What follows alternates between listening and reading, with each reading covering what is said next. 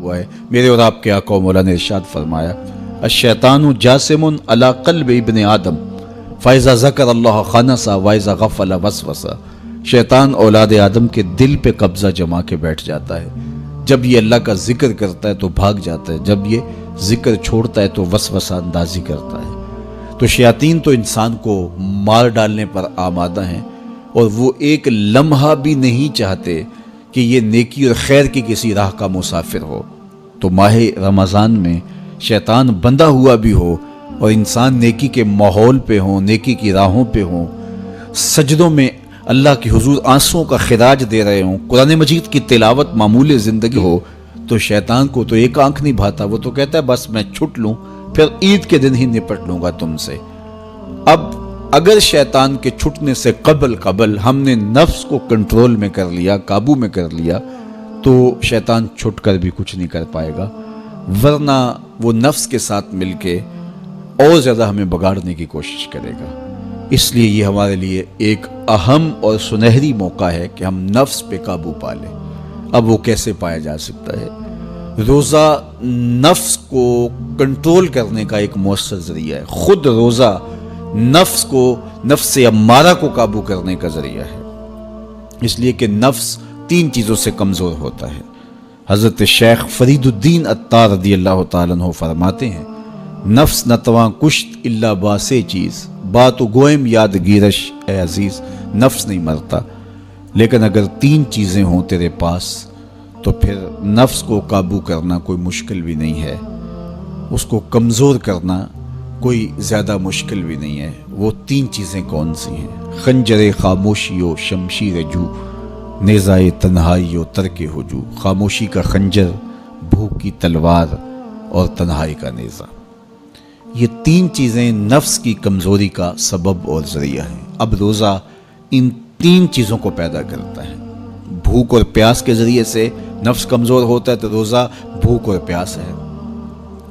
اور میرے اور آپ کے آقا و مولا نے ارشاد فرمایا یا معاشر الشباب من استطاع منکم الباءۃ فلیتزوج فإنہ اغض للبصر واحسن للفرج فمن لم یستطع فعلیہ بالصوم فإنہ لہ وجاء۔ اے جوانوں کے گروہ، تم میں سے اگر کوئی نکاح کرنے کی طاقت رکھتا ہے تو دیر نہ کرے، فوری نکاح کر لے، اس لیے کہ یہ نظر اور پاکیزگی کا محافظ ہے۔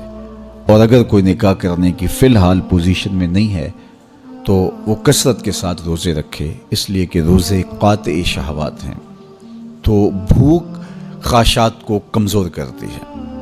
دوسری بات، تنہائی یہ مجلس کے شر سے بچانے کا ذریعہ ہے، چونکہ چند مجلسیں ہوتی ہیں جو انسان کے لیے خیر لاتی ہیں، زیادہ اختلاط لوگوں کا سوائے نقصان کے اور کچھ نہیں دیتا۔ اس لیے العافیت فی العزلہ فرمایا گیا کہ عافیت تنہائی میں ہے۔ ہمارے مشائخ فرماتے ہیں کہ سالک کے لیے سب سے بہتر جگہ اللہ کا پاکیزہ گھر مسجد ہے، یا پھر کامل شیخ کی صحبت ہے، یا پھر تنہائی۔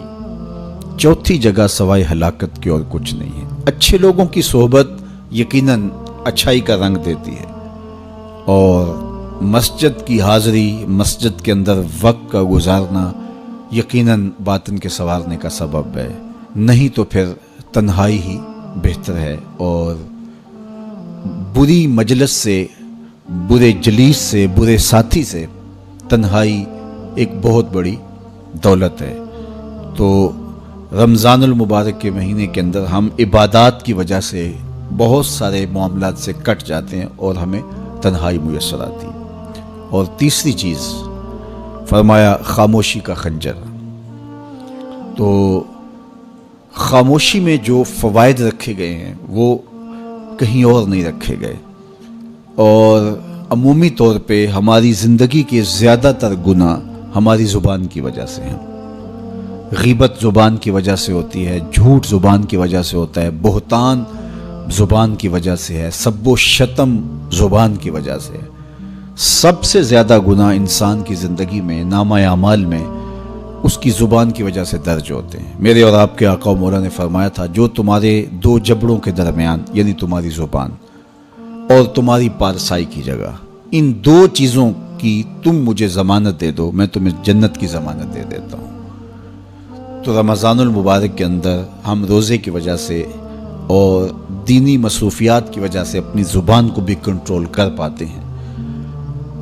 فرمایا کہ اگر تم سے کوئی شخص الجھے، تم سے کوئی لڑے، کوئی بحث کرنا چاہے، تو تم کہو انی صائمون، میں تو روزہ دار ہوں، تو یہ کہہ کے آپ اپنی جان چھڑا سکتے ہیں۔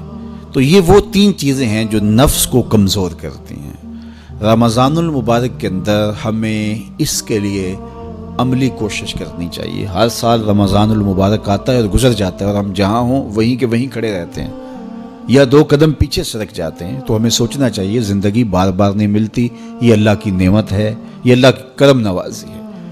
تو زندگی کے جس مرحلے پہ بھی ہیں، بچپن ہے، لڑکپن ہے، جوانی ہے، بڑھاپا ہے، سن کہولت ہے، جہاں بھی کھڑے ہیں، آپ دیکھیں کہ گزرے ہوئے کل سے آنے والا کل بہتر نہیں ہے، تو آپ ہلاکت کی طرف سفر کر رہے ہیں۔ اور اگر آپ کے گزرنے والے دن سے آنے والا دن بہتر ہے، تو یہ آپ کے لیے رحمت و راحت کا ذریعہ ہے۔